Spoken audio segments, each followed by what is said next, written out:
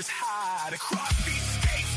Freedom flies for good old boys. Let their voices rise. It's Rimfire Radio. Hold on tight. Dial it up loud. We're ready to ignite. From squirrels to steel, you know our deal. 22 Rimfire keeps it real. Rimfire Radio.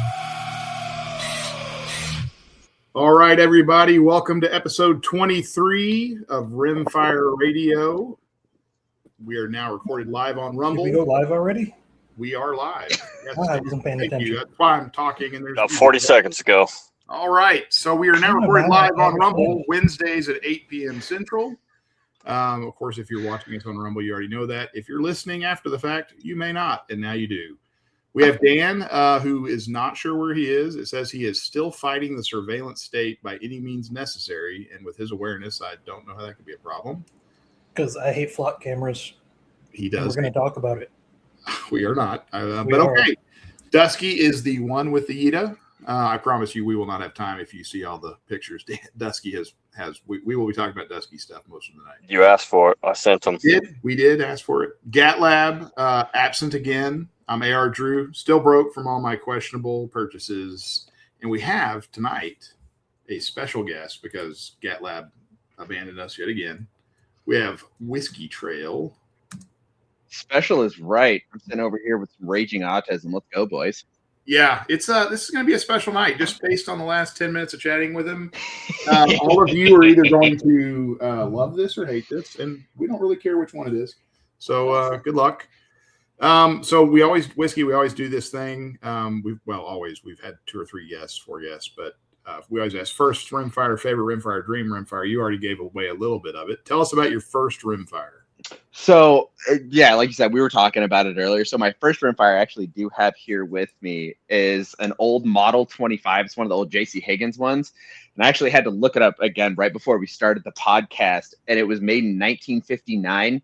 So, yeah, a little bit of a throwback with that one.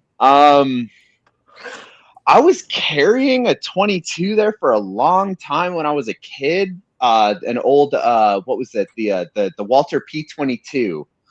I really did enjoy that one. That was a good time. Although I must fully admit that I am a slave to the machine, and I went full Centerfire a few years ago. I can't even remember the last time I shot a 22. That's a lie. It was probably about a month or 2 ago. We're going to fix that. I know, right? I need to, especially with ammo costs these days. My goodness. And you said slave, but we should be very clear that we do not condone slavery. Just that's for Lenny if he's listening. We are. I think it's safe to say most of us are against slavery. You want slaves to be free? I want what? Ask me about the Peonage Act, where it freed the enslaved people out in the Western territories years after Juneteenth. It was a bad joke I made, and I'm already regretting it. All right, so since you only have one Rimfire, we'll just skip to Dream Rimfire. If you could get if you had all the money, or you could buy any gun, no cost. I mean, it doesn't matter. What would you get? Man, There are no answers. Honestly, so I remember it would have been, I believe it was Vortex. They did an episode where they all set up crazy. It was a Ruger 1022s, and I don't remember which of the hosts it was that did it, but he had this went squirrel hunting, right? Yeah, exactly. Yeah, you know exactly what I'm talking about. It was one of the hosts. He came out with this absolutely dreamy setup for me. I'm a sucker for like the newer age tactical stuff, which is hysterical because personally I do carry a 1911 and I get unbelievable amounts of crap for it. He had a suppressor. I believe he had like one of the nicer end Vortex ones. It might have been one of the Golden Eagles on there. Don't quote me on that. I'm sure I'll be told a million times that I'm wrong. But that was a really solid setup. I do remember that he had the Magpul Hunter stock on there, which I actually have on my Ruger American Gen 2 and 5.56 sitting right next to me, and it is wonderful.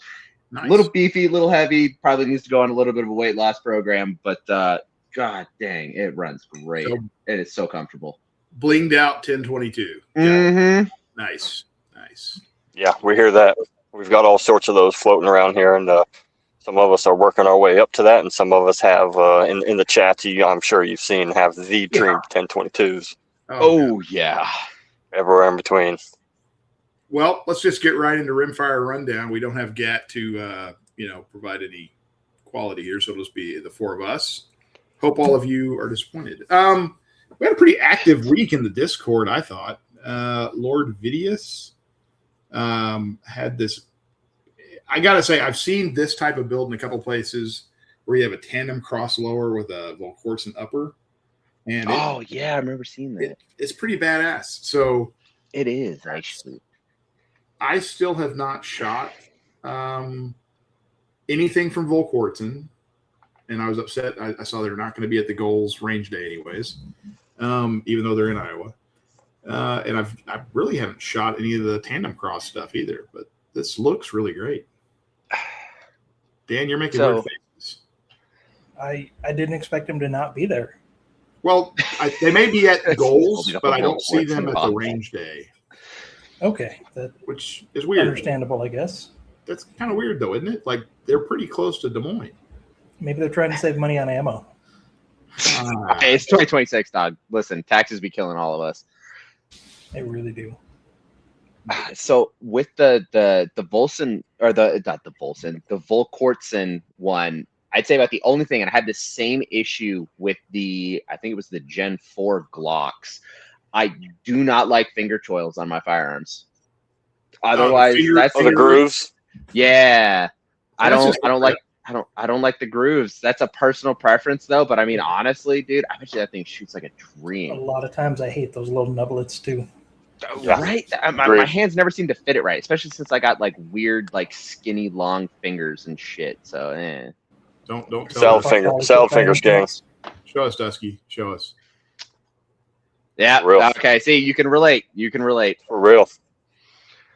All right. And then we got everybody's favorite Dutch. How many builds does he have? Because this is like amazing. Yo. That's a Bergara B14R and 17 HMR, and then it's a Stag chassis. I didn't even know what a Stag chassis is. I don't do the Stag chassis. Dutch is probably in there. Do the Stag chassis come painted already, or do you have to get that Cerakoted too? Because that's hot. So I can't quite tell, but I'm willing to put money on it. That's how it came from the factory. I mean, even if he painted it, like, that's absolutely gorgeous. So if that is a home job, hats off to you. I wish I could do something that good. My stuff always just looks terrible, but it works good enough, so I'm not that upset about it. What kind of optic is on there? What is that? That's an Adable, isn't it? Adable? So Dutch says Stag is an Aero company. Came painted. Oh, Stag, okay. So Stag arms like the like Aero. Stag arms, apparently. Okay. I didn't know they made, I guess, I didn't know. Huh. That kind of does make sense with good Cerakote job. Being on a Bergara. Is Bergara owned by Aero? No. So this B14R is it's a Remington 700 action. So yeah, Aero makes the Solus, which I believe is 700 footprint. Oh, that's right. Didn't they just start that one maybe like 4 years ago? That's right. I forgot about that. Yeah, haven't too long. Gets in a newer one, yeah. But now, who knows where it's going? Yeah. I mean, Washington's gun laws, let me tell you. Holy crap, I was stationed there for several years. It was a nightmare. Dutch says he's got an Adaball 5-30. All right. Nice. That is a heck of a magnification range. My word. Good for him. Dutch has really nice stuff. Yeah. Solus is 700. It's solid. Whatever that means. 700, Rem 700. Yeah. Yeah. I have a friend that built one. He really likes it. I have shot it, I guess, once. It was pretty nice. Yeah. So, I mean, I guess that makes sense. Stag's a Aero company. They make a 700 action that I like it. Dutch, nice work. Yeah. There's a better picture of it, like it's zoomed in a little bit. Yeah, that is definitely my speed. I mean, heck, we were just talking about it. Ruger 1022 blinged out. Like that is my speed right there. Is that a can on the barrel? Yeah. Okay. Yeah. Some of your heavier duty 22 cans you can run 17, and then there are a couple of 17 cans out there, but I don't know what that is. Dutch again is in the chat. He will tell us. Sure. And he also had an update. No pictures. Oh, he competed with a TX22. Nice. The Taurus Attaboy. 22 competition. It's the model, so I don't think he competed with it. Looks like he had lots of problems with it though. Lots of problems. How many weeks Yeah, he's working some kinks out. I don't know if he's breaking it in or if it's like some legitimate problems. But I'll let you just go ahead and say what he said. It's Otter. So it says an Otter Creek TI can on that regard. Nice. I had a Taurus TX22 competition, and I know what he's after. You basically can mount the optic doesn't reciprocate with the slide. It's fixed on the barrel, which is pretty cool. I've had no problems. Well, that was me too. So he got a limit. You should not need to shoot 400 to 500 rounds to get it to work. They should work out of the box. So that sucks. And Dutch knows some stuff about guns, so it's not like he doesn't know what he's doing. That's just Is he going to goals? Yes, he will be. He's sleeping in you got a couch, you said, in your room. Yeah, sure, why not? 600 rounds so far through. Pretty sure Taurus is going to be at goals. Even if he's not at range day, he should talk to them and their people up front. Absolutely. Well, I mean, that's the disappointing thing is he said he called their tech support and they I guess told him to shoot 400 rounds more. I don't know. That's ridiculous. He's 400 the rounds. guy I talked to at CanCon, and he was really nice. He's the new guy trying to do the marketing, and I don't know if it'll be him or not. He says it runs stingers okay. Well, yeah, every 22 runs stingers okay. Those things are hot. Just brute force the action. I haven't had really good luck with those. Then I go ahead. am so happy that it's a 1022, and then so disappointed it's a bullpup. So Chad got this. So Chad did a review on this chassis. This is SRUP Precision, and it's a Taiwanese company. I do not own a bullpup. I am bullpup curious. I would think a bullpup in a 1022 would be less stupid because it's not really like you're not going to go to war with this, right? Yeah. And it would make on most of these, like the Desert Tech, when you have to have an 18-inch barrel just to get it into the overall length, not to be an SBR. So they're tiny. I mean, you could also SBR it and then just direct thread a suppressor on it though too to fill out the rest of that barrel length. That would be kind of cool, right? You could do an Angstat or one of the other integrally suppressed barrels too. Yeah, there you go. I usually wouldn't be a fan of that tuck suppressor just because that stuff gets so freaking hot. But with the 22, that should be good to go. Yeah, I mean, even if you were running like an FRT out of it, as long as you're not blasting through 300 rounds and a high velocity stuff. I've noticed that with my 22s shooting it suppressed, if I'm using subsonic or standard pressure, you can almost on some platforms you can't even get the suppressor hot. And with some high velocity stuff, shooting it more with other platforms, this stuff definitely gets hot. So we will. Range experience. Foreshadowing. I will talk a little bit about some 22 FRT in a minute, and I got it pretty hot. But stuff. Well, that's a different situation. You got to burn some ammo. We got Chris Brannon. He's doing pretty cool stuff. Everybody here with the 1020. I like this chassis too. It's not a Midwest, is it? No, I think that's an Odin. Nice. Or the Enoch Industries. Maybe not the Odin. Maybe the Deep 6 or something. But I think it's Enoch. Okay. Industries. I see that. It's only got under the barrel, little hand guard there instead of around it. Yeah, a couple different features. I see. Go ahead. So Enoch makes the same one, but with this two M-lock slots a little shorter, and it's called the Odin. I think this is like the Deep 6 or one of the others. But they make really good stuff. The Volquartsen charger thing they're selling comes in an Enoch. I mean, they make really nice chassis. But he got this direct to 1022 receiver optic plate, which is kind of cool. So he can put I guess he can put RMR on top of his 1022. He's got a whole Harosan. That looks like a lot of fun. And there it is, a little bigger picture of it. I mean, personally, I don't have anything against Holosun. I've had no bad, personal experiences with it. Like, I do understand that it's still a foreign company, and we do definitely still prefer to buy, homemade, but I mean, that's a pretty. What kind of light is that on there? That I don't know. I've got a bunch of Haro-Suns and Gideons and Swamp I don't Fox. think I've ever had a Holo-Sun. I actually will got say one on my the only AR. optic I've had a Love problem it. with was a Haro-Sun, but Holo-Sun. they fixed it, and I've had Oh, Sean. my favorite pistol optic is the Haro-Sun 507 comp. It's amazing. It's giant window. It's fantastic.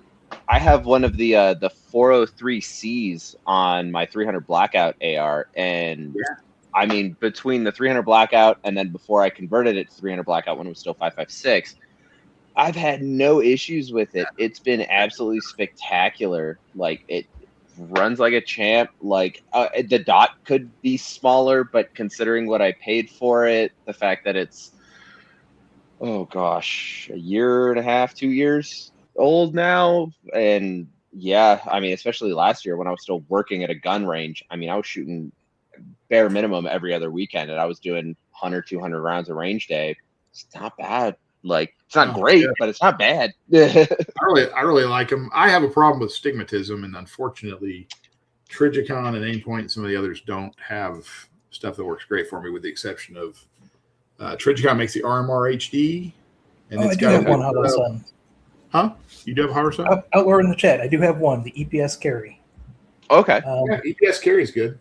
I got it. You got it on, Dan? And, it's the Walter PDP F, and I've not been carrying that lately, so I forgot about it.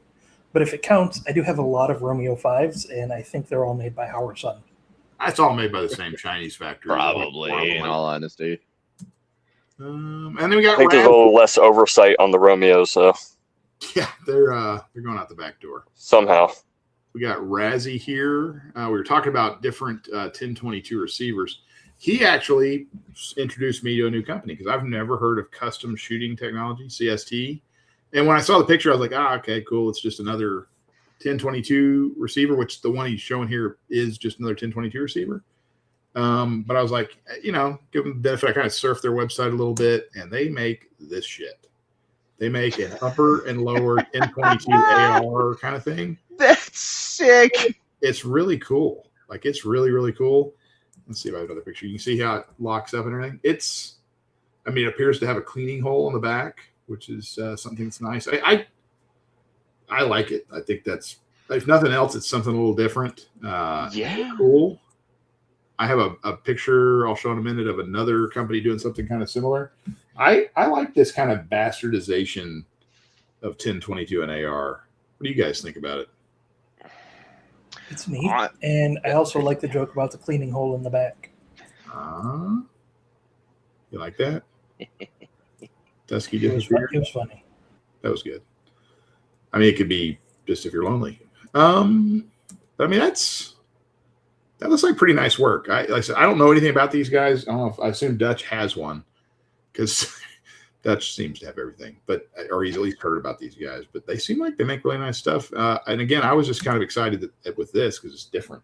It looks cool. All right. So we're gonna go to Gat next, but he's dead. So are we though? No Gat. Gat is it the beaties or the hypertension that got him? When you got both, it's hard to tell. And if you look at him, we should all maybe observe a moment of silence. Dutch does not have a CST yet. He says yet because he will. He will probably be ordering it now. So I guess I'm up, and look at this. This is me getting ready to do my gravy seal thing at the Golden Corral. It just seemed like an accurate thing. AI sometimes gets it right. So this is the gun that I've alluded to on a few different episodes that I couldn't talk about. They dropped it this week. And it is the Tippmann Arms FRT models, and they partnered up with Rare Breed Firearms. I know a lot of people have problems with Rare Breed. I get it. I don't like some of the shitty things they're doing either, and they are being kind of shitty. But two sides to that story. But what I did like was that Tippmann is introducing what I considered one of the better AR-22s with a factory FRT, and it works. They do not have a model like this available. You can't buy it like this. So this is the ISS integrally suppressed upper on the Elite Pistol FRT lower. Right now they have basically, I think, 3 versions of the FRT, but none of them are suppressed. I I got this kind of in a freak deal. Friend of mine has a friend who keeps his yacht next to the guy that owns Tippmann's yacht down in Florida, orders 3 of them for him and his 2 buddies, one of which is my friend, and has them shipped to me for transfer. The problem is one of the guys is a Florida resident, and as Dusky knows, you cannot have an FRT in Florida, so that was a no. And so instead of sending it back to Tippmann, I said, hey, why don't you just let me buy it? So I bought it, and so far we're here. I swapped this Gideon Mediator XL for a Gideon Advocate on a little riser mount that I think I showed last week, and just a little smaller, lighter thing. I put this Troy handguard on it. I need to do a little modification to get it to tuck up a little tighter. But what I was saying about you can get like this kind of doesn't get hot when you're just plinking a little bit. But if you're familiar with the Tippmann speed loader, you can load 25 rounds as fast as you can crank it. And then how fast can you crank it? I think Dusky, based on our chat history, you know. But you can unload this gun as fast as you can load a magazine. It's quick. Crank it out as fast as you can crank it in? You can crank or it in as fast as you can crank it out. You can crank it so many different ways. No. Hey, don't judge us. But hey, these things are absolutely fun. They're great. I will say they're like $1,600 for the non-suppressed version, so they're not cheap. So I'll be interested to see how well those sell at that price point. I think, you figure, rare breed, as we know, they're what, $300, $400, $500 for their FRTs. So just that's in there. So yeah, they had to modify it a lot. You cannot change an existing Tippmann to use it. It's a lot different because the original Tippmann just wasn't set up for that. Yeah, I want to be mad about the prices on some of these things, but at the same time, when I built the CMMG with, I don't know if it was an Arrow or lower. No, it was a CMMG lower. It was not really the cheapest thing in the world. I probably spent $800-900 just building it. You can get that. So when you add in that FRT, yeah, the price kind of makes sense because they've tuned it and done the research to make it work for their system. And I don't know if they had to contract parts from Board Buddy, but those are another $200 or $300 there to get them running right. And I just haven't even gotten around to that part yet. So and what I will say, it has a weird kind of thing where the first round, if you don't have something with a little pressure on it, like a mini mag or something at 1,200-1,300 square feet per second, it won't crank to the next round. But after the first round, it doesn't matter. And you can let off the trigger and start back up again. I don't know. I haven't figured out why. I was messaging with 22 Plinkster. He got one of these things, and he talks about it in his video. He burned like 10,000 rounds through one in a couple of days because the man's living right and he's got to deal with CCI. Yep. But he said his did the same thing. And so he thinks I had an earlier model. And he actually goes, did you get mine? And I'm like, no, this is brand new. It's suppressed and everything. But the one he has now, he says doesn't do it. I found that the Remington, were they Thunderbolts, which are about 1,200 feet per second, just cheap ammo. They run they just run great every round. No first round issues. You get down to like the standard velocity CCIs, and they don't like that. I think he said the CCI suppressor max worked, but you can't find that ammo anywhere except for at 22. That's weird. That's like 900 feet per second. Which is why would that work? He's like 1,050. I don't know, but he says it works. Have your bullet increased back pressure? Maybe that. Yeah, something weird like that. Again, FRTs are a little finicky. I've got some autos that are kind of finicky, so it's not just FRTs, but dude, if you can get a hold of one of these, it's a lot of fun and you can afford to feed it. So yeah, the gun's a little more expensive, but you go shoot 5.56 for an afternoon, you've probably made up the difference. So I like it. I got my GP100 back from Ruger.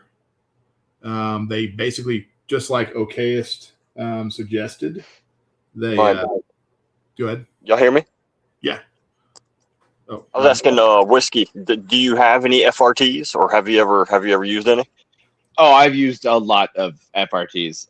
So for anybody that may not be in the Discord that's listening, or is unfamiliar with me and my degeneracy in both this Discord, Harrington Arms, or a couple of other different ones, I did work at Dragon Man's and just outside of Colorado Springs. And if you are familiar with that, that is effectively a Second Amendment playground. The man rolls around. Sanctuary. Yes, a sanctuary. That's a very good way to put it. The man rolls around in a Jeep decked out with, he's got a 240, a 249 on it. Like, he is decked out to the nines. He'll pull out flamethrowers when he gets bored. He'll go out to the range to start lighting shit on fire. It's really fun. So I want to party with that guy. Mel Bernstein is his name, his government name. Absolutely spectacular dude, hilarious, old Vietnam vet or Vietnam era vet. I'm not sure if he deployed or not. I don't want to speak to all of that just because I'm not sure. But I got to play with some really cool toys, whether it was his, other customers and stuff like that. I've played with FRTs, I've played with select fires, I have played with open bolt full autos. Between that and my time in the Army. So the biggest thing I've noticed with FRTs, at least for effectively like the first real iteration, which I would classify as like the past 2 years, 3 years or so, starting with Rare Breed, whenever it was they came out with theirs. Because to my knowledge anyways, they were really kind of like the first one to do it and make a relatively functioning product. And I say relatively leading into the next statement, where it's you gotta fine tune everything so much, and most people don't actually realize that. And it's not always necessarily just the buffer piston or the spring. It's your gas system. It could be the selector itself not necessarily marrying correctly with your trigger system that you have set up in there. They can be really finicky, but when you get them running and running right, Speed Hog Crank Challenge, let's go. Live on chat. When you get them running and running correctly, they are absolutely spectacular. Like, they are awesome. I have seen FRTs outrun select fire variants of the same firearm, and it's absolutely wild. Yeah, all depends on how you set it up. Like you said, there's a million ways to do it. Some of them are pretty finicky. Some of them are probably pretty straightforward. Yeah, some of them are just drop in, go, and it's running like a sewing machine. And then there's other times where it's, okay, we're going to spend, a week or two finicky or like fiddle farting with parts, whether it's the spring, the piston, your gas, the actual trigger mechanism itself, going in there with a set of files. And again, it's such a hit or miss. It really is. But I'm very happy they exist, because it's helping to normalize a product running like that. Yeah, and it's accessible to the general public without having to jump through insane amounts of ATF paperwork and background checks and stuff like that. No doubt. That is a good point, man. Let's make that like common use, right? Exactly. All day long weekends. Yeah. They are. I mean, they're getting to the point where these, to your point though, having to tune them and everything, that seems to be a real common theme. So I'm excited to see, like, One Horse. I think there's some other companies also that are doing this with their factory FRTs that are already kind of that's really neat to see. That's another level, because I guess we're technically a couple of generations into this, and it's really cool to see them coming out from the factory and set up like that. I think they're going to get better and better. And again, more factory guns with FRTs. Somebody I think was doing a Centerfire Rare Breed. And look, I get it. Rare Breed.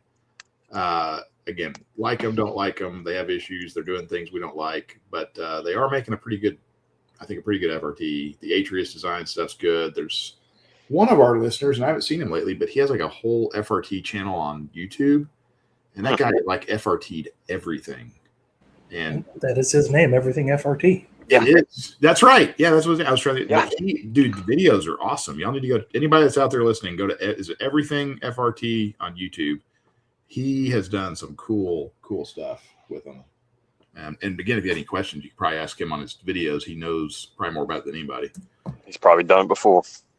Yeah. So this is the gun. So I got this 22 long rifle GP100 about a couple months ago, month and a half ago, and you couldn't get through a full cylinder without it kind of jamming. And you're thinking revolver's jamming, but yeah, there was enough space between the back of the cylinder and the frame that a round could work its way out and put it in a bind where it wouldn't rotate. And so Okayist correctly diagnosed He said, "Hey, it's on like the head space between the cylinder and the frame. They just need to index it or something. I don't know. Sham it. I don't know what they do." So anyway, sent it to Ruger. They sent me a shipping label. I sent it to them. They did that. They tested it. They sent it back. I ran a bunch of ammo through it last weekend. Shoots great. It's getting a trigger. Some like work done right now with my gunsmith. He did tell me that he tried to go to the next spring in the Wilson Combat, like the heaviest one, and it would not reliably detonate on a double action setup. So I'm gonna have to keep one of the factory springs and an aftermarket return spring for it to still be reliable at 22, but he polished it all up and shimmed it and everything else. So it should be a little better. So a little disappointed I couldn't. I already kind of knew that. I think OKS and some others in the Discord had talked about you can't put too light of a spring in it. It's not gonna be reliable at 22. So that's all right. Okay, so this is similar to the CST. Gray Birch popped this up on their Instagram this week. And it's the same kind of thing. And I actually asked them, I said, "Is this like a chassis?" And they're like, "No, I don't know if they're going to sell anything without a barrel on it or if it's just going to be a complete gun, but it's got, AR controls, 2-piece receiver, whole kind of thing." And apparently it's like they're a thing. They're getting ready to have them. It looks kind of cool. It looks like it releases a little different than the CST. So slightly off topic question, but Kung Fu Grips has the full Tang grips now, right? And that's what that is? Well, I mean, I think all of them do. I don't think they have any that don't. Oh no, you're right. I got confused. Sorry, go ahead. There's some people that have cut that Tang off. Yeah, I'm awake. I'm here. Go ahead. But that's a Geisley trigger in it, isn't it? Oh damn. It looks like their shape, right? It does. Yeah. I can't tell if it's a G or not, but that looks awesome. The wedge in the back is very Geisley. Could be, could not be. I don't know, but it definitely looks like it. But what I'm curious about, though, is so I had an old Ruger PC Charger, and it had a similar mag release setup. And there was a company called, oh my gosh, I can't remember what the company was called, but I remember the product was called the Jawbone, and it extended it out just a little bit more to help bring it down. And I'm curious if you couldn't fab up something like that for that as well, because that still looks a little bit high. Again, very similar to that Ruger PC Charger where the mag release is just a little bit higher up. So you got to break that grip to really hit it. So I'm curious if you could either fab something up or modify an existing one to fit that. But I do really like that. Have something to sort of drop down and you can hit. It looks like it's right there under the ejection port almost. Yeah. Oh, not quite underneath the ejection port. I'll have to see if I can pull up a photo, but they're really cool. I do like that a lot, though. That is awesome. Neat. I'm excited to see, because again, this is not a 1022, but it's a lot of 1022, right? This is probably a 1022 barrel. It looks like it. Yeah, I was gonna say that the action is screaming 1022 at me, but I wonder what's compatible. One thing I really love is that safety. It's not the crossbolt. It's looks like an AR style almost. Yeah. I think the trigger and the safety are all AR controls. And again, look at the pins on the trigger. That looks like AR. Oh, it is. I think it's a Geisley AR trigger in there. Bro, that is awesome. Yeah. It's like the whole AR fire control. So the CST has. Oh. This is just a little less 1022, right? A little more 1022. Yeah. I mean, we've seen people make AR lowers that take 50 BMG uppers, so why not something modified to take something more like a 1022? I love that. I think it's neat.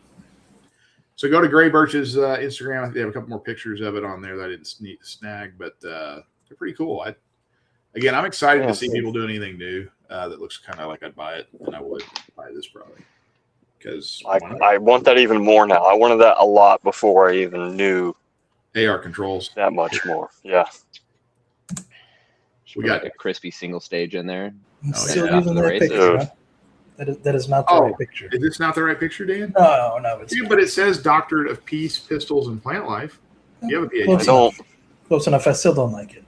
Okay, all right. I'd almost rather be Gatlab than that guy. I'll try it. Yeah, still Tommy Chong looking guy. We didn't have any pictures. Well, you're kind of like that. Okay, what do you got? Yeah, right, same so- guy. Hey, just out of curiosity, did you have us on YouTube tonight? I'm not doing live streaming to YouTube at all. Okay, because that when I say did, I meant that on purpose because this is Oh wait, new rifle. get up here. Get up Because here. we won't be on YouTube for long. There you are. Let's Threw on a see. suppressor or two. Dude, I Got a love little- this. Got a little AR-7. It is I guess technically it is the Henry U.S. survival rifle based on the AR-7, which was a Eugene Stoner design. And if people are not familiar with these, what's wrong with them? Because they're Seriously? one of the coolest things ever out there. There And I've been looking at these for They're so 20 some years and just never got around to getting one.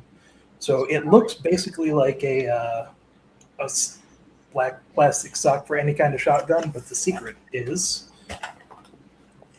you pop the butt plate off and you have all of this material inside, which works out to be. Hey, could you keep snacks in there? Is that a possibility? You could probably keep some Skittles in there. It works out to be a receiver that just screws into place with this little thumb screw in the bottom. Nice. And then, is that on tight enough to hold? Yeah, good enough. I don't think it'll go falling off. Tight enough. It's got a couple of magazines, or one magazine in there with space for another, and then my receipt. So where the receipt is? Your receipt in there? Yeah, I had to put it. They told me to take it. So this is the barrel in a little barrel nut, and if that little tab there looks familiar, probably because it's a Stoner design. Yep. And it fits right into that little slot. I've seen it. Sure does. That looks familiar. And then it just kind of, threads into place. God, I want one of these. Hand tight that barrel nut. Which is what most people do on ARs, anyways. Roughly. There's a I'm- wide variety of torques you can use with an AR, and they work just fine. 30 to 80. Dusky, you wouldn't believe how many I've worked on that I get the handguard off and I go to and it's like hand tight. I would believe you because So- I've been to the range before. Oh my God. It's got that little peep sight in the back. It's got some kind of rail that I don't know how anything clamps onto there and stays. It's so narrow. And then Why is it got not a little- threaded, though? It should be threaded. it is not. I think somebody does sell an upgraded one, but once you thread it and try to put a suppressor on, it really takes away from being able to stuff it all back into the stock. You keep the And suppressor. the more you add into the stock, the less it's likely to keep floating. Oh, I know. I mean, you wouldn't be able to put the suppressor necessarily in there, but By the way, it floats when it's in the stock. The weight's all forward, and that's a sealed system. So it just kind of, I just found a video for an integrally suppressed Henry U.S. survival rifle. yeah, that's out there too. Oh God. Okay, I'm gonna go down that rabbit hole later by myself. So yeah, this is the newest rimfire in my flock camera of rimfire guns. You just can't let that go. No, it's fun. It's I fun. hear you. But yeah, they come with 2 little 8-round mags. When I took this to the gun shop, the first time I looked at it, it was a lady standing there showing me guns, and she looked at this one, looked at me, and she was like, "You take care of this," because she couldn't figure out how to clear it. So it's inside of the trigger guard. There's a magazine release. It just pops like that. Outlord gets it. If you leave the rifle fully built, the snack volume is vastly superior. You make a good point. Absolutely. Yes. Yeah. So yeah, it's a lot of fun. The only problem I found with this one, wait, what were you saying? What? It looks like a lot of fun. Yeah. It is. The sights are kind of crap, but it's not meant to be, a precision rifle. It's meant to be, hey, this is, I guess originally it was meant to be, this is in the seat of the airplane that I bailed out with, and now it goes with me and I get to survive because it was based on the AR-5, which the U.S. Air Force prototyped a couple out and never really adopted, but the Israeli Air Force did use the AR-7 as a survival rifle, and it's been in a couple of cool movies and I guess Grand Theft Auto games too. So my only issue so far was I bought this used in that nice big front orange sight. Very unsettled. Oh, that's problematic. Yeah, it is very loose. So Maybe I want to call him. Elmer's wood glue, maybe. I called Henry this morning. I was like, "Hey, I bought this used AR-7, and the front sight is not even finger tight. It just slides when you push it." And he's like, "All right, give me your address and name. I'll send you a new one." Dude, that's awesome. I was Nice, like, but man. I don't have the serial number. I don't have a receipt. He's like, I don't care. Just give me the info. You'll have it in 5 to 7 business days. I've never dealt with Henry, but that's good to hear. It was awesome. I was like, seriously? Well, I think it was, I was driving. It was either Sean or Shane, and totally nice guy. So I'm very excited for that. And he said, just if it doesn't show up, call us back. We'll make sure you get one. So now I got to order more parts from Henry because they deserve it. Absolutely. Also, they do so many good things for people, like Kids with Cancer. They do a lot of fundraisers and special edition rifles and stuff. So you can't really go do. wrong with Henry. The folks at the Henry booth always seem real friendly, which I know you'd think, well, like, they're in customer service, but all of you guys that have been to shows know that's not the case at a lot. That's definitely not. You're like, wait, Yes. you're here to get me to like your product, and you're a dick. But yeah, you go to the Henry booth, they're like really nice, friendly people. They want to show you their stuff. I mean, the stuff's all, American made. It's nice. Yeah, I don't blame Henry for this front sight because I have no idea when it got loose. It could have been somebody down the line dropped it, did whatever, tried to loosen it up and adjust it because they're pulling their shots and over adjusted, and it could have been anything. So Henry not asking any questions and sending me a new front sight is just good. And I do have another Henry rifle. Well, it's actually the Henry pistol, the Mare's Leg in 22, and also the Big Boy X in 357. And I think both of those are great. So buy Henry because they're awesome and they do good stuff. So they make a Mare's Leg in 22? I don't know if they still do, but they did. So my credit card photo shows me with $20 bills fanned out making a stupid face. And I think it's appropriate because I was on my way to a gun show to buy a 357 Rossi Mare's Leg and then the Henry 22. They made me a good deal to buy both at once. So, All right. So my wife hates that credit card on the shared account because she has my picture just flashing money. And everybody's like, that's such a cool picture. She's like, my husband is an idiot. It's pretty hilarious. That's okay, though. She's right. She's right about that. Yeah.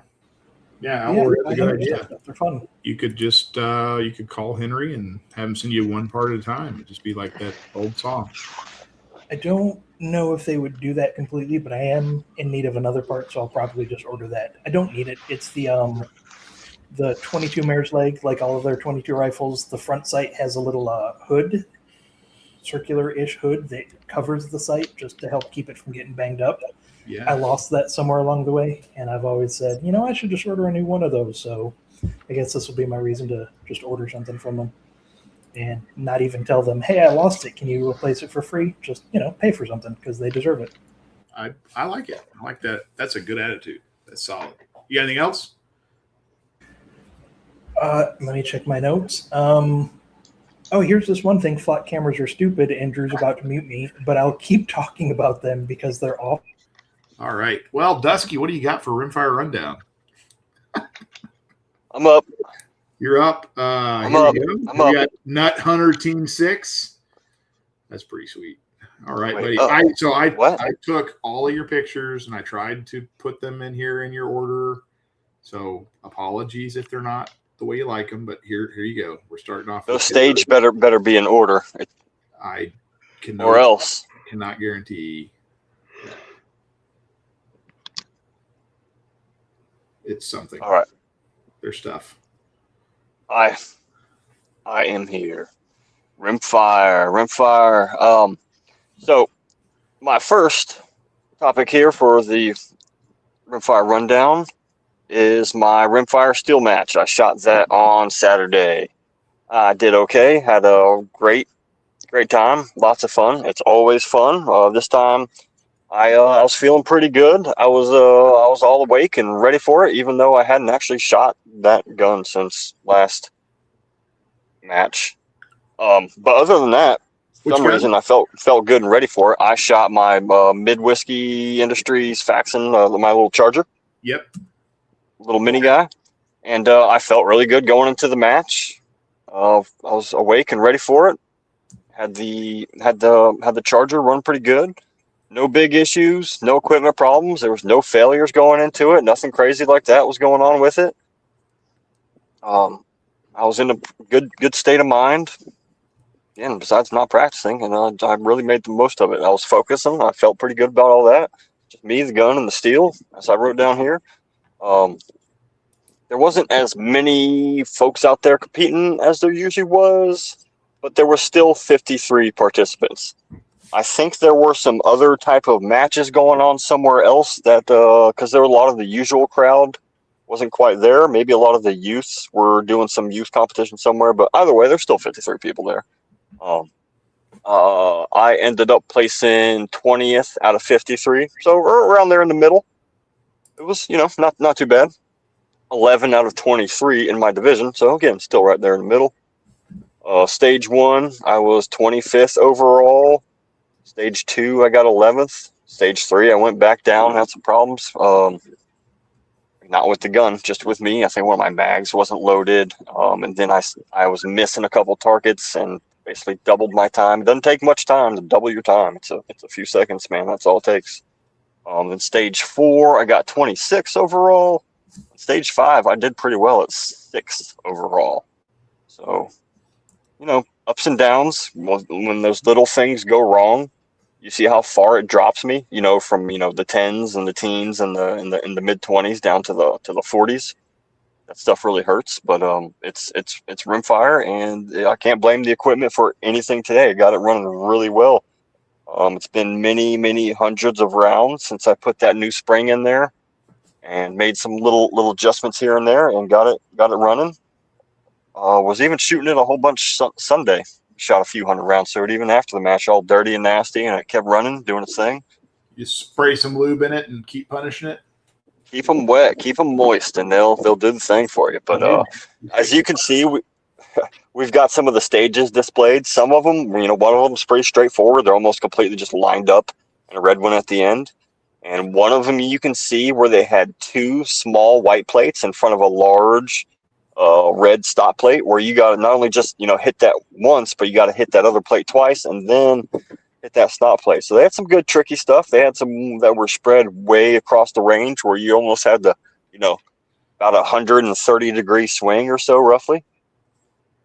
Some were straightforward, some were tricky, but they were all fun. It was all a good time. Shot pretty well, except for a couple little screw ups. There was no jams. What happened again? I think it was just some misses, and I think I grabbed a mag that wasn't loaded one time too, and had to do a little reload with it. As long as you don't grab the forbidden popsicle, that's where you'd have a problem. Yeah, but like I said, that thing don't even get that hot with what I'm running. But some other platforms, you definitely don't want to do that. That's for freaking sure, man. Definitely not. That will burn the crap out of you. So the match went well. Had a good time. Yada yada. Looking forward to the next one. Hopefully, I can actually practice in between matches. Would be pretty ideal. But at least my 22's running well. Real happy with it. I just got another part in for that I installed. I installed that. Finally got that Volquartsen match bolt release, and threw that in there just today. So I took it to the bench, took the trigger group out, took the receiver off of there, and went to go take the old part out, throw the new part in, and I'm like, crap, I forget where the spring goes. It's the one spring that goes around the hammer that goes down onto the tab of the bolt release, and the other wing of it comes down, and you push that in with the pin, and I totally forgot. So I stepped away for just a second, watched the video, came back to it, looked at it all again, said this thing is dirty as hell. Just ended up one thing led to another, ended up taking it apart, got everything all cleaned up. Spent about 30-45 minutes getting all that crud out of there, running it suppressed, a lot of 22s, probably 1,000 or 2 since I cleaned it last, so it was really nasty. So this little 5-minute project ended up, I almost forgot how to do it, had to go look, and then ended up taking every little bit apart of the trigger group, then took the receiver apart, took the bolt out, did all that, cleaned that. An hour later, I ended up getting my Volquartsen automatic bolt release in there. So that's really nice to have in there. Everything's cleaned up, it's ready to go. And not only that, that's right, I took my guide rod out, and I gave that a polish with a Dremel. Okay. And got it pretty much to a mirror shine, and that thing is super slick now. So I think it's going to run even better. Deal with your hand over time. What's that? You did that thing with your hand one more time. Oh yeah, that was. What, I'm not even sure what I did. I'm half awake. If I fall asleep, just I don't know what you're gonna do from there. But yell at me or something. I'll probably hear you. We had did some something parts, else here did too. some things. Oh, while I was at the Rimfire match, one of the regular guys there. You might turn your Not video much off your robot now. Okay, let me go back off this video here. There's nothing for you to see anyway. Stop looking at me, and there we go. Better. Oh well. Was that really better though? We lost him. Well, he left. So we'll just play his video, and I'll add him back in here. I hit the button again. I hit the wrong button there. As long as let me turn my video back off. Yeah, I like the undercut right here, man. There you go. Little PX22. Damn.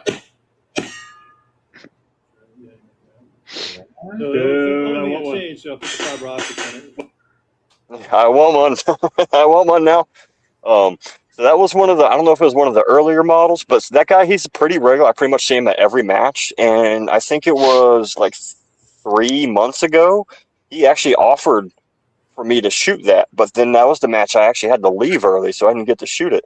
Obviously, there was a lot of stuff going on that day. But and then I ended up talking to him the other day, like, oh, you still got that TX22? He's like, yeah, did you still want to shoot it? I'm like, yeah, I did. I had to go, but that was awesome. But so he let me run a mag through it, and as you can see, the thing handles really well. He's got a little fiber optic on there, but it would be even faster, of course, with a red dot. But it handled great. It felt great. It's good balance, good grip. I'm really, really excited about getting one. I want to run one in the matches. So that was kind of cool, a little treat. Never got to run one. Maybe one day I get to run one with an FRT. Get our shit together in this state. But yeah, I really like the TX22. I shot the slow Taurus. So we have MC Rosenquist here. He apparently had a surgery on his tricep last week. I think this was, I may be wrong, but I think he said in the Discord this was a tragic masturbation accident that went wrong. And you know, happens to the best of us. Hey, heart goes out to him. We hope he heals up. That's not true, but he's a good dude. What do you got here? This is another video. Is this your? This is the charger. Yeah, that's my charger. This is my worst run.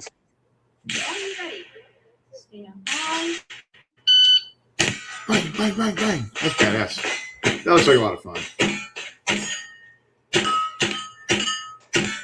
There was a couple of them I shot a couple times. Might be my throwaway, but I got it right. I'm like, at least I hit it. I know for sure I hit it. I wasn't sure. You know, you just got to hit it each once, and sometimes it's a little bit hard to tell. So a little bit of follow-ups, but again, that should have been 3 seconds. Instead, it was like 5.5 or something. You know, so that's how quick you can just drop to the bottom. Hey, these guys it's so fast. It's so cutthroat. You're out there. One little jam and you're done. What's that? You're out there having fun. You're out there doing it. That's awesome. It is. It was a great time, and I was in a I'm not a better mood. It's not like I was in a bad mood, but I was in a good place for it. It was fun, man. That was the match here. All your toys. And then met with all the toys. Met with D from Foxhound Range, and he let me use his Garmin. We're losing you. What do you call that? X0C1 chronograph. Can you hear me? What's that? I have no idea what you're saying. You're cutting out about every second or third word. Yeah, dang it. Well, you weren't cutting out. Are you the problem, Drew? Yeah, I was gonna say I was hearing you just fine. It might be me. All right, never mind. No. I'm retarded. Yep. Man down. Oh well, we lost. Yeah. All right, maybe it's both of us. We'll be here in a second, folks. Don't you worry. Wow, so MC Rosenquist is his third surgery since December. That's a lot. I mean, probably the most serious masturbation injury I've ever. Man, just use the other arm. That's too bad. No, stranger in the dark, man. Bob over there saying, "We love you, Bob." Go for it, Dusky. So, what did y'all hear? some of it. I think Probably it was not me. I think you're fine.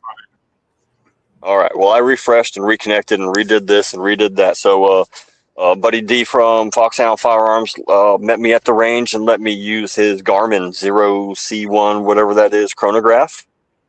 You guys ever use one of them? That style? Oh yeah, I'm sorry. yeah. I've used a couple of those. 49. They've usually got a couple set up at God, that's NRL cool. and such. Don't own one personally, but I That's need to pretty get off my butt and consistent, go though. get one. They are fantastic, man. I tell you what. So we were a little bit limited on time, but what we decided to do was just go ahead and run all the rounds through at least one of the platforms.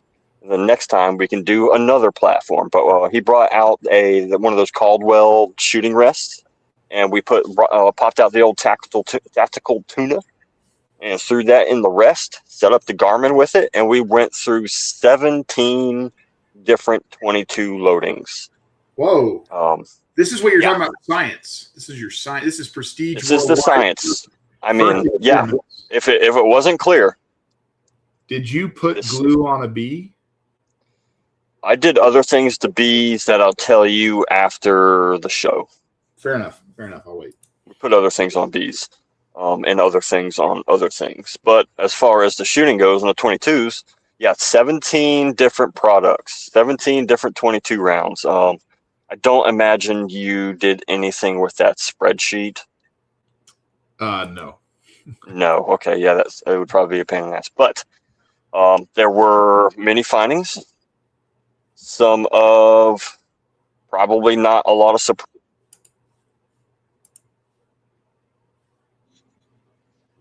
Oh, I lost him again. I'm not sure about anybody else. Okay. Yeah, I was he got making out sure of it wasn't me this So time.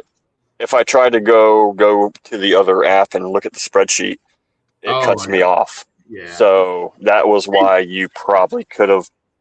Can you post I it don't in the know. Discord next time you're on Discord? Throw it up there, and anybody that wants to check it out, this will encourage Yes. our listeners.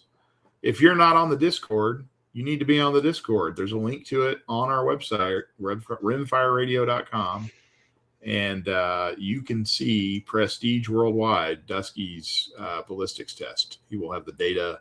It will be on there, pinned in one of the channels. You'll have to find it. So this will be just for the tuna, and next time we're going to do another platform and then another. So we went ahead and shot for groups as well as speed. There were definitely some clear performers that did really well, and there were some that did not do very well at all.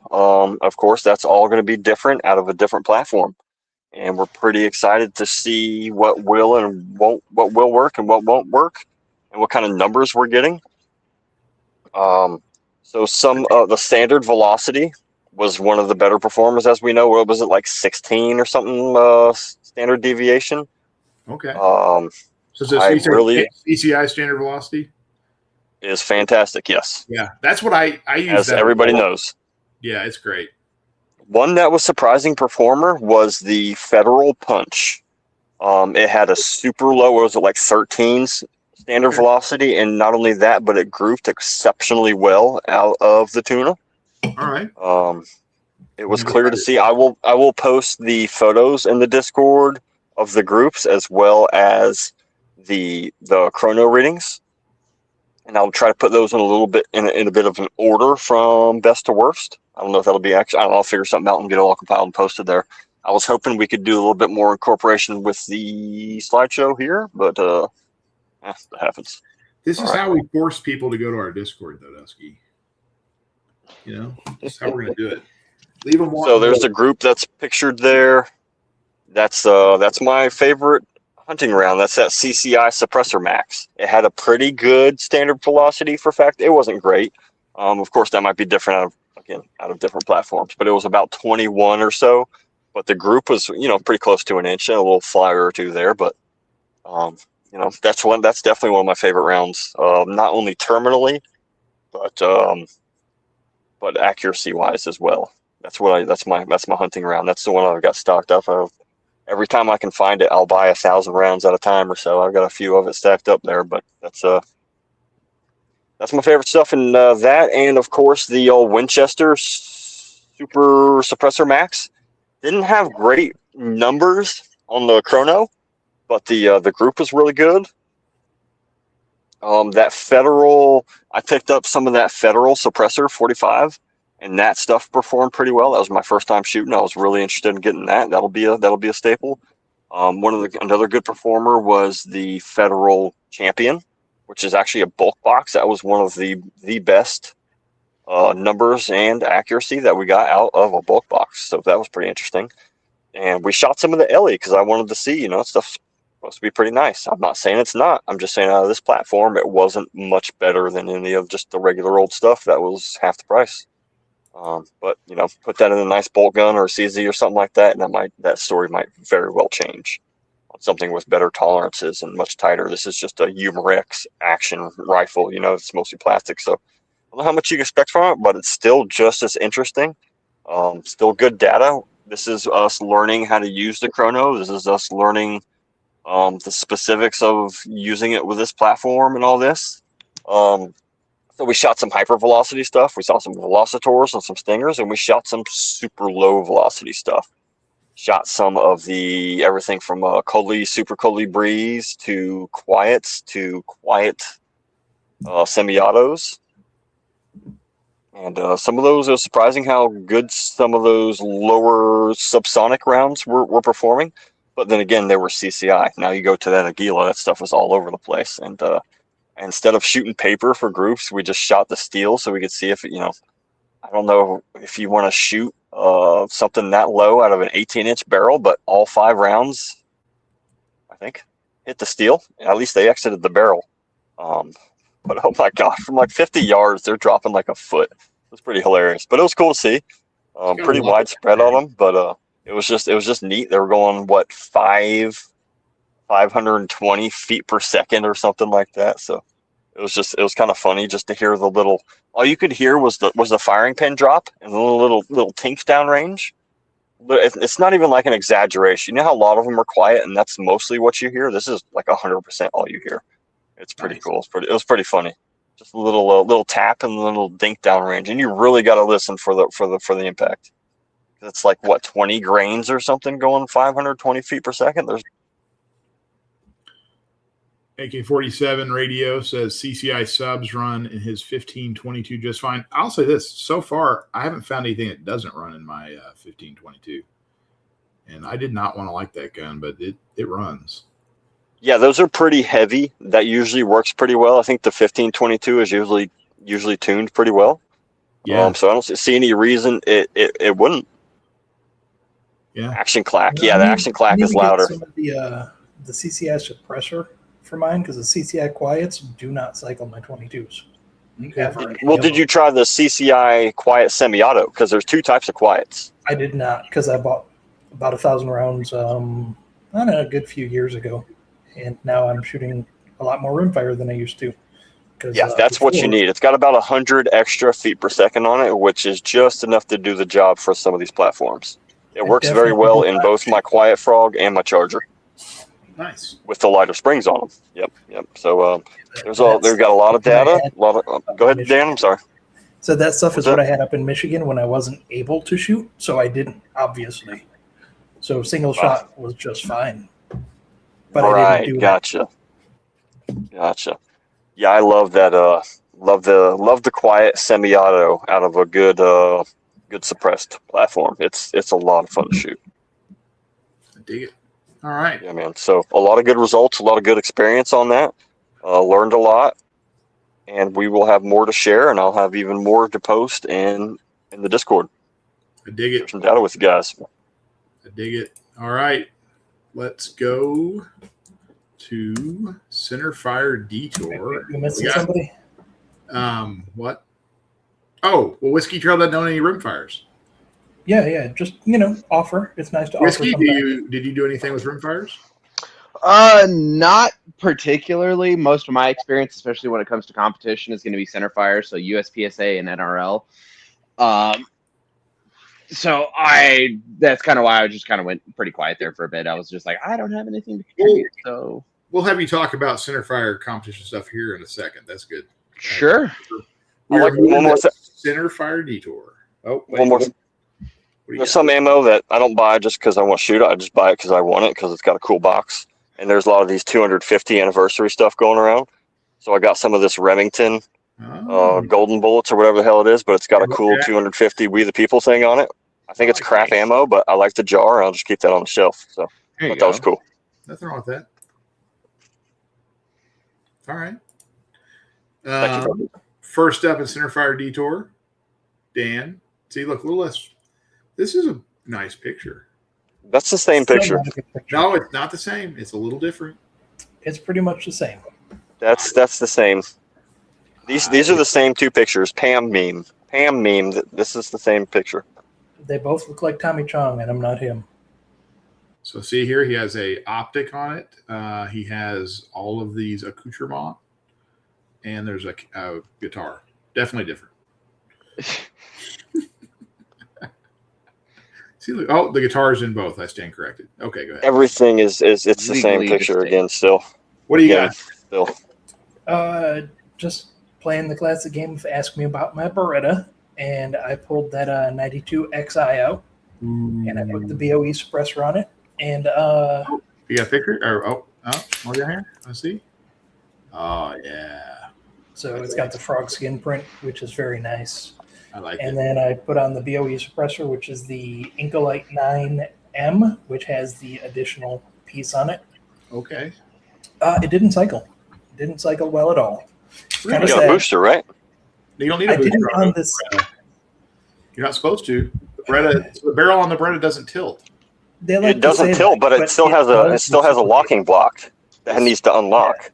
You're supposed to be Exactly. able, I thought you were supposed to be able to run Beretta 92s without a It depends on the suppressor. That one looks way too heavy, but there still is some movement. Just because there's a lot less These are movement doesn't mean there's not no movement.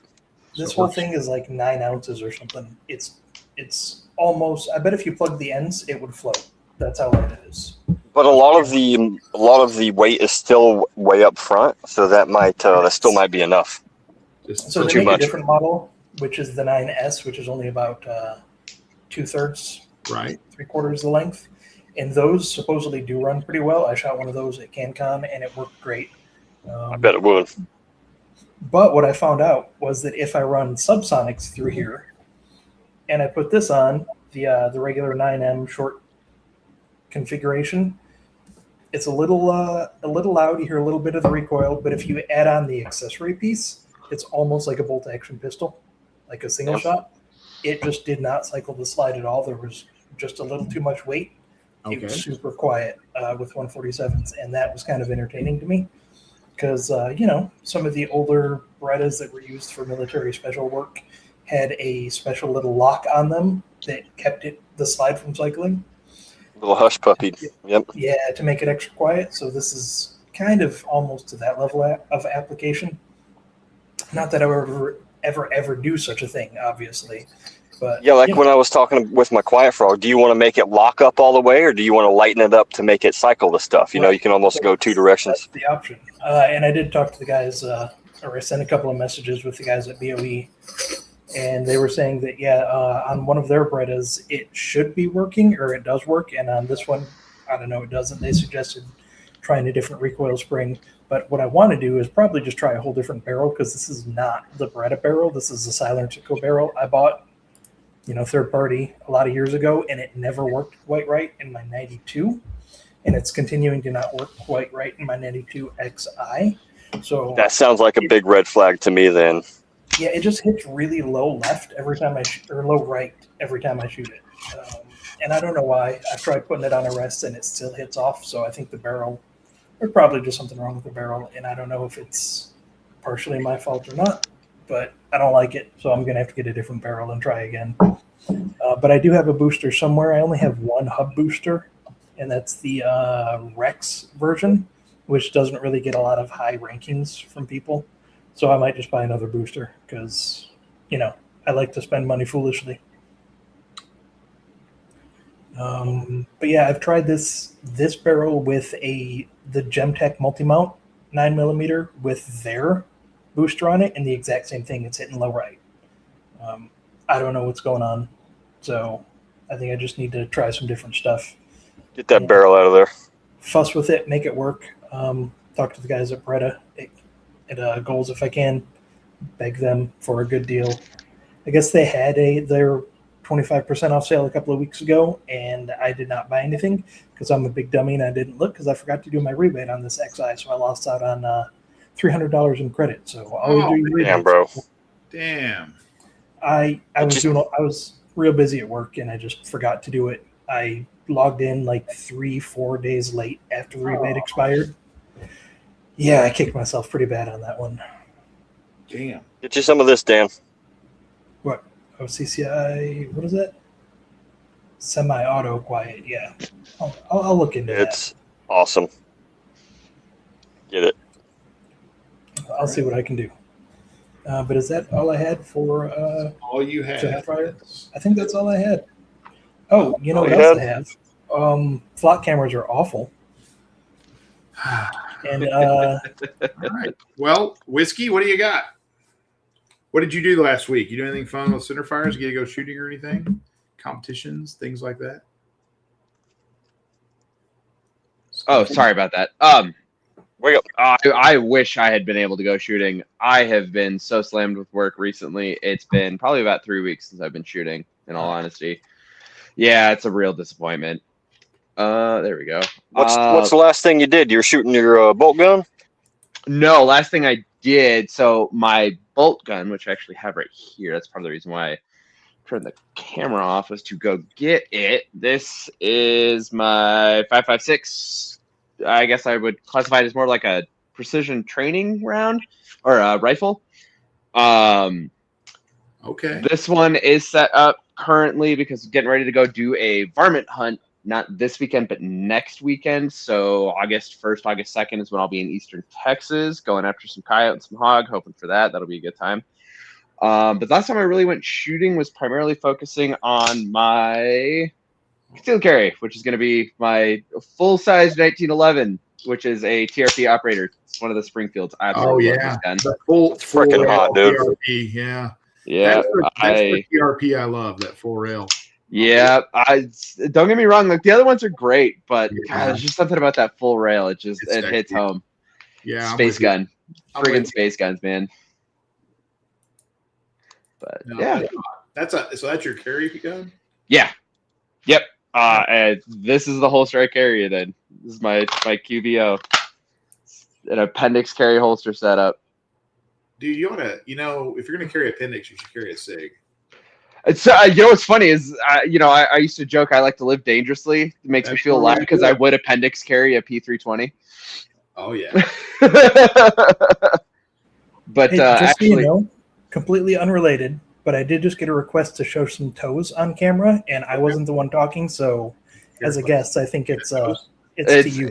It's required of me to show toes with my fucking ratchety ass feet. All first time guests must show toe. Must show toes. Okay, We're not going to do that. that's fucking weird. Drew? Unfulfilled. Hey guys, keep your foot fetishes to the Discord. By the Drew, way, shut if up. you're not a member of our Discord, there's lots of foot stuff there. Can confirm. But yeah, bringing with me about, what do I got? I probably got about 200 rounds of 5.56 that I'm going to be shooting. This is from a local company here in Colorado called Denver Bullet Inc. Do highly recommend them. They do have an online store. Please purchase from them. They make amazing ammunition. I have never had a single issue with anything from them, whether it's 45, whether it's 9mm, whether it's 5.56, whether it's the 308 I shoot out of my Ruger Precision rifle. Who was it? I absolutely love them. Who was it? I didn't catch it. Denver Bullet Inc. Denver Bullet. All right. Which There is you go. funny because their only brick and mortar store, to my knowledge anyways, their only brick and mortar store is actually down in Colorado Springs, about an hour and a half, 2 hours south of Denver. Go figure. Fair enough. All right. What else you got? That sounds like fun. Get to go hog hunting in Texas. That'll be a good time. Oh yeah, we're excited for that one. He's already been out there. My buddy out there, whose property we're going to be on.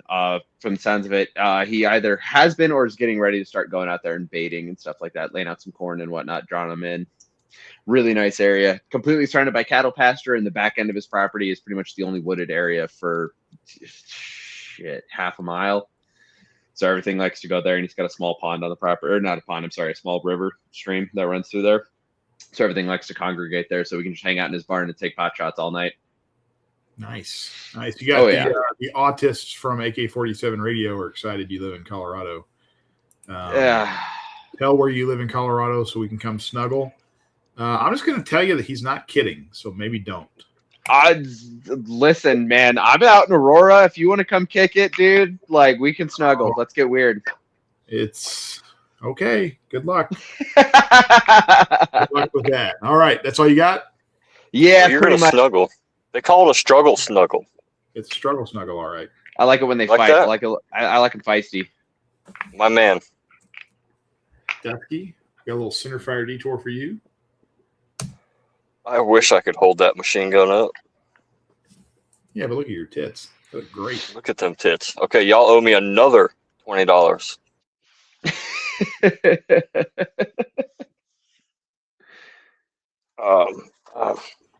I am still awake. Still awake. All right. What do we got? Got some Yida shit. Goodness gracious! So I had a long day and too much sun here, but we are in Centerfire Detour, and you are asking me about my Beretta. Of course you are. Thank you for asking. I want to know. While we were at the range playing with the chrono, I ran some of the horny daddy day through the old naughty horny through the chrono in the old Garmin. We had two loadings. We had the FTX and the XTP, both listed at 90 grains and 1,000 feet per second. The FTX, it was about 1,010 average feet per second. The XTP was about 980, something like that. So they were pretty close, pretty similar. That's yeah. I don't know if that's interesting to anybody. It was interesting to me.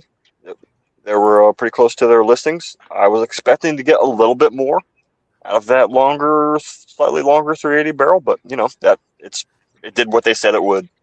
Pretty happy with that. So I'm going to do some more ballistic testing, if you will, with some of these 380 rounds.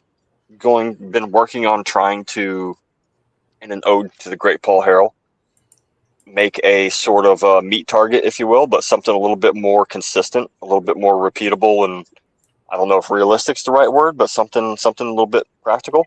Water's always good. That's always good. Still want to get some gel, do some different stuff with that, but was just screwing around at the range at the end of the day. We were starting to get rained out here and there, so we did as much as we could, like I said, with the tuna. Then we just said, okay, we'll just do another platform another day. Then we just started slinging some lead with our carry guns. He carries some Glocks. We were shooting some of them. Got a video here of you shooting a Glock with looks like is that a Radian Ram jet on it? Yeah, both of his had the Radian Ram jets on them. One of them had a Tindy trigger. The other one had the Glock Performance trigger, which I actually liked the best. I do like the Glock Performance trigger a lot. I was very impressed by it. I was probably shooting that twice as fast as the other Glock. And they're both Glocks, so there's not much different. No, that's nice. But we walked back to the 50-yard line, and we're like, we're just gonna plank from here. And I was hitting probably 3/4 of the hits with his Glock from 50 yards, but he's got a dot on it, a little bit easier. And I was trying to make hits with my little 380 at 50 yards, and I was probably about 50-50 with it. So, banging some 66% IPSC targets, 50 yards with a little 4.5-inch 380, and with the iron sights, and it was banging the steel. It was doing its part as long as I could. And later in the day the more tired I got, I didn't do as well. But fuck it, man. I wanted to go back to 100 yards and just see if I could hit it once. You know what I mean? And I shot one mag, 13 rounds, and I hit it on the 5th try. Nice. Little pistol can do its thing. It was fun. He was like, oh, okay, that's fun to do. And then I went and I turned on the camera. I'm like, okay, let me go back up to 50 and record this. And I was hitting at 25% or something. It was just so late in the day. And of course, when you turn on the camera and try to record it, nobody's going to believe you. And I recorded one of them. I think I posted it in the Discord, but I was just slinging lead down. I was like, okay, this isn't very cool. But yeah, just shooting stuff at distance, trying different things, experimenting, putting glue on bees. What else did I have on there? So I just got in my plate for the red dot, and I haven't completely made my decision on there, but I have the plate that's ready to go. I'm like, man, I kind of wanted to hurry up and put a plate on it before this upcoming match. But I'm like, you know what? Let me not do that. Let me go ahead and get the plate. By the time the match is over, I just go ahead and put it on, and I have a month to practice and dial up and get that thing ready. Instead of screwing on a freaking optic and then hopping into a competition with an optic that I've shot, maybe once or something before. Probably not a good idea. It sounds like something I would do. So you know what? Let's just not do that. You know what I mean? I like it. Yeah. I'm gonna put a dot on the cheetah. Like I said, I'm getting ready for the next U.S. Concealed Carry League match, which is this upcoming Sunday here. I think I'm ready to go. I'm working pretty good with the cheetah. It's been super reliable. Everything's been great with it. I did pretty well last time, so hopefully, I've been actually getting some practice with it. It should, I should, in theory, do pretty well this match. So I'm looking forward to it. I'm pretty excited about it. I got that new clicker rig. It's going to be great, man. It's going to be awesome. So I'm really pumped about it. That's fantastic. That's probably most of what I've got going on Centerfire. Not that it's not nothing, but I was talking a few episodes back about trying out some new 5.56 rounds for the AR. I wanted something to hunt with, something to do, so I got some new stuff that I can try. I got 2 new loadings. This one is this Lehigh. Yeah. It is I'm so tired, right? I don't remember what it is, but it's the monolithic copper. It is 62 grain ME, listed at 2,800 feet per second out of a 16-inch barrel, which is interesting that they list it that way, which, it's Lehigh. I guess I would expect them to. But this is one more copper monolithics that I'm going to try. We'll see how that goes. The other loading, which is very interesting as well, is this Barnes Harvest Collection. I don't know if anybody remembers, but I shot some of that Federal Sierra Match King, and the bullets were freaking stacking on top of each other. I don't know this is going to have that same performance, but this is as close as I can get to a Match King that's actually going to ballistically perform. So this is the Sierra tipped Game King, which have a very deep hollow point in there and should expand very well in most of the games that I, in particular, will encounter here in Florida. So this one is listed at 69 grains at 3,000 feet per second. So that sounds hot, and that sounds like something I want right there. Yeah. We'll see how it does out of my 13 something. Maybe we can even get it in the chrono, do some ballistic stuff, see how fast it's going, see what kind of damage it's doing, what kind of expansion it gets out of a short barrel, and see if it hits the freaking target anywhere near the rest of the stuff that I typically use. Because that was the problem with the last Barnes bullet, is that it was way off of where everything else hit. The groups were good. They were just way over there, and not good with that for that. So I think that pretty much does it. Got some new AR stuff. Got this match coming up. SMKs are 22 stuff. SMKs are an industry standard when it comes to the performance. That is absolutely insane. They truly are. It's bananas how spectacular they perform. Whether you're getting FMJs and shooting them out of a 308 or a 6.5 Creedmoor or whatever the heck, or shooting them out of 5.56 as well. I've never had a bad experience with it. But when you really start getting into the precision type game, speaking from a little bit of NRL experience, not substantial, but just a little bit, you can have the same firearm with sequential serial numbers, or you can have 2 firearms with sequential serial numbers in the same caliber, and they're going to react totally differently to different ammunition, and you're never going to notice, or you might not notice it as much at 100, 200, 300 yards, but when you start stretching it out, hitting that 600, 700, 800 yard mark, that's when things change, right? That's when they can really start blowing up, and it goes from what appears to be a sub MOA to it's 308 at 600 yards, which is absolutely doable. Hell, I've done it myself God knows how many times, not on game but on target. Mm-hmm. And it goes out to, oh, good Lord, I'm looking at a 8-inch, 9-inch, 10-inch group right now. All of a sudden, it can start getting real weird. If I can put it this way, it's has something to do with how all the minute variables will change the stabilization at that bullet, where at 100 yards, the two groups might actually be the same, but you take that out to 500-600 yards, and then all of a sudden one of the groups changes just because of one of those small variables, right? Yep. And it could be so it something looks the same up close. Yeah, exactly. So what again, when you start stretching it out like that, it could be something as unnoticeable as they changed the drill bit on the lathe when they were spinning the barrels or whatever, and it's one's got a fresh drill bit or a fresh bit on there, and then the other one has, like the older one just before it got replaced with those sequential serial numbers or anything like that. So it's always those tiny little things. And again, when you really do start getting into that precision game, and then specifically when you really start trying to stretch it out, and that's why stretching the legs on a rifle is super important. I mean, I know we were all joking about it earlier, making those 710-yard shots with the 22. What was it? Grand Thunder did that a couple years ago. Yeah. Great one. That was absolutely hysterical. But when you start making those kinds of shots, or preparing to make those kinds of shots for things like NRL or some kind of even going further and doing extreme long range shooting, the ELR stuff, actually pushing it to those distances will tell you what your rifle will do at those distances, rather than trying to game it with like a spreadsheet or an app on your phone, or just hoping to God that your rangefinder is talking to your optic appropriately. Formulas and theories are great, but real world data is going to tell you what's going on. 100%, man. And that's again, and it was such a shame with that my Ruger precision rifle too. Spectacular rifle, nothing against it, but I lucked out with my 5.56, my little trainer that I have. That thing's a trash panda. It'll chew up, spit out anything. It'll group everything pretty good. Obviously, higher end ammo, like match grade or going into match grade and stuff like that will group better. But with the 308, it's pretty much like match grade only. Like it has to be like bare minimum. It's gonna have to be like the 168, the Hornady AMAXs, the black ones.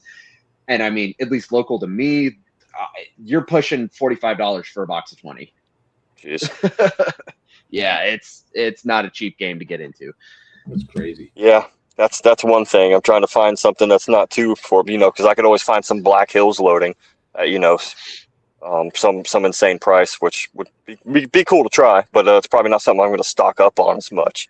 And you mentioned pushing out to the extreme long range and still being accurate compared to what you do at short range. I'm not necessarily working. I still love this conversation. I still love the concept and everything that you're saying, but what I'm kind of trying to do here is find something that my rifle likes and works with well, but is also going to perform ballistically too. Because I think I could take 77 grain, CR Match Kings and hit what I'm shooting at, but it's not going to quite do as much as it could do if it was another loading. Oh yeah, no, absolutely. I was just throwing it out there for conversation. Who actually do hunting, especially where you're at, who do hunt, take 400 or 500 yard shots with no problem, and they have to they have to account for all of those factors, ballistic and terminal, extreme long range, and this and that. So it's fascinating, especially out there in eastern Colorado or Kansas, stuff like that. Yeah, you'll be making those shooting over canyons and shit. Oh yeah, prairies and yep. Plains and all that wide open spaces, man. So it's always cool. But, anything else, Dusky? I think that wraps up my Centerfire, and I made it through. Nice. That was an achievement. I didn't do anything. I just literally last weekend when I went to the shoot, I took nothing but rimfires. I don't regret it. It was a lot of fun. Sounds like a good day. It really does. It was a good time. So I'm no complaints there. So I guess we're getting close to the end here, but we want to remind everybody we're going to Goals next week. We will be recording next Wednesday night, live, all that good stuff. Be doing it from the hotel in Des Moines. I will be. No, okay. I don't know what your travel. Dan may be flying, I think, but you were supposed to pick me up at the airport. Remember? You're getting in at like 2 a.m, aren't you? No. I'm getting in early. Oh, like noon or 1 or something. Oh, we're not going to be there by then on Wednesday. You getting there Wednesday or Thursday? Wednesday. Okay, yeah, we will. It's about a 6-hour drive. We'll be there late afternoon, 2, 3, 4 o'clock, something like that. Just depends, you know. By myself. Well, Gatlab, you know, he's older, so we're going to stop more for restroom breaks. He may want to go antiquing. I don't know. Don't make fun of his prostate. I would never make fun of his prostate. I'm simply stating that there might be additional stops along the way. That's okay. Hey, what's wrong with antiquing? I have a 1920s phonograph sitting right next to me right now, and it's one of the coolest things I own. This does not shock me. We want to thank Firearms Radio Network, all the shows, all the things. We got the AK-47 radio and Let's Go Hunt folks in the chat. They're awesome. Dooley is sometimes here. We got lots of people that are just super supportive. You know, the Guns and Gear guys are great. Bob from Gideon keeps coming back. I don't know why. He may be lonely. We like shooting. This is Sean Herons. He actually endorses this as his favorite show, favorite podcast. This more than he likes his own, so you can ask him about that. He'll love it. And let's see what else we got here. Thank you, Sean. Yeah, thanks, Sean. Thank you, Krista. Thank you. I guess that's it. So we're just going to go to parting shots. Dusky, go for it. Well, all right. Looking forward to this next match coming up. Got a lot going on. Every day I am thinking about hunting season coming up as well. Probably mentioned that. Thanks Dalton for Foxhound Firearms. Let me use the chronograph. We're going to do a whole bunch more testing. If there's anything you guys want to see tested that I have that I could get, anything like that, whether it's from one of my platforms or anything else anybody around me has, whether it's an ammo or a grouping or this or that, let me know. We can do that. Also share whatever data you guys are getting. We can compare and see what's what and get this all compiled somewhere. Maybe we can even make a Discord channel for data.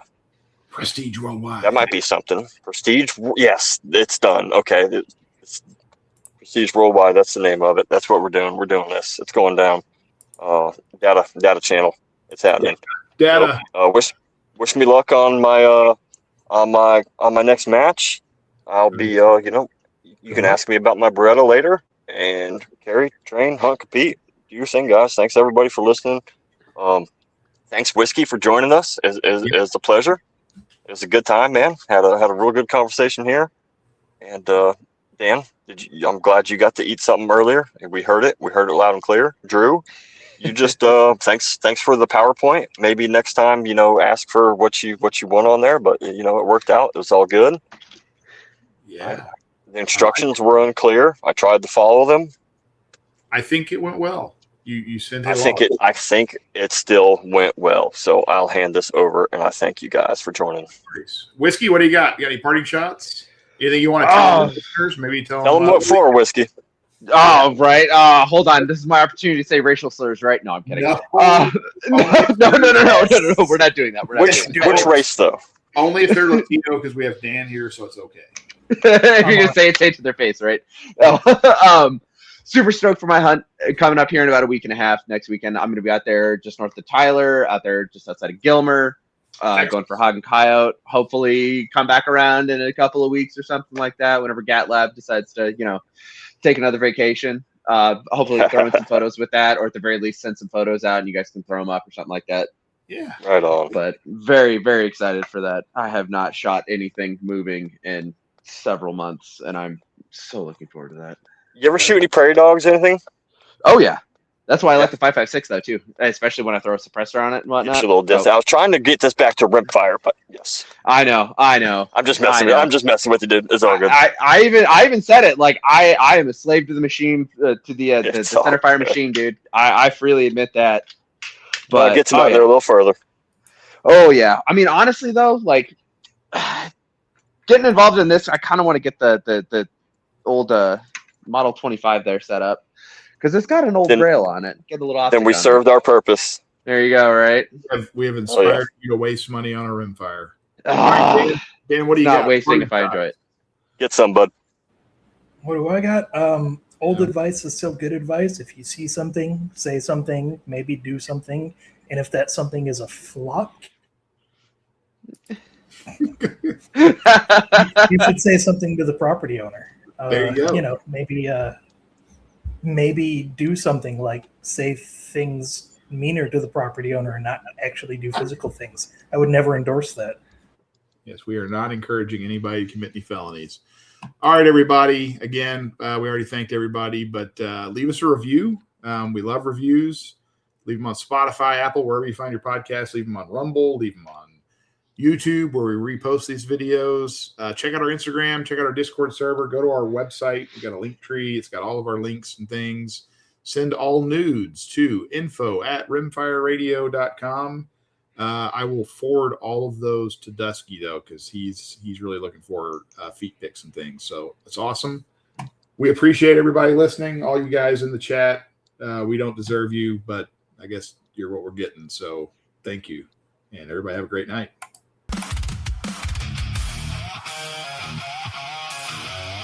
Hell yeah. Yo. You should mute me less next week. Roll noises. It's only a felony if you get caught. Not actually the case. Good. All right. Remember, the first one's expensive. All the others are free. There you go.